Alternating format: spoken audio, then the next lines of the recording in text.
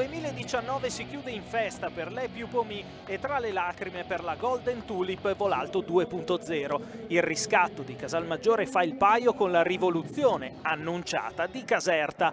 Così termina il girone d'andata al Palaradi di Cremona con il 3-1 rosa che permette alle locali di restare tra le prime 5 in classifica.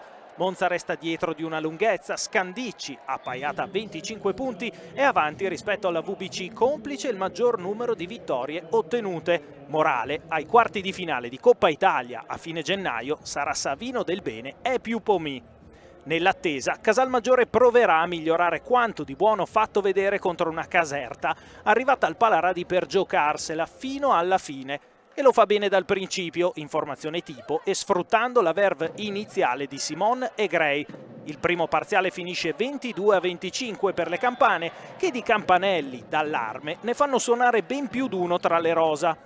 La tensione casalese figlia del pesante KO di Novara fatica a dissiparsi. Coach Gaspari prova a cambiare, Carcasses sparisce dai radar dell'incontro e con Sciuca l'E più Pomì trova più equilibrio. A far la differenza dal secondo set è il crescendo di Cuttino. L'americana diventa un fattore nella risalita rosa, mandando a referto 7 punti e un più che degno 54% nel parziale, chiuso 26-24 pro locali. Il trend VBC migliora nel terzo set, 25-21 con le centrali di casa sugli scudi, 100% per Popovic, 75% per Stufi.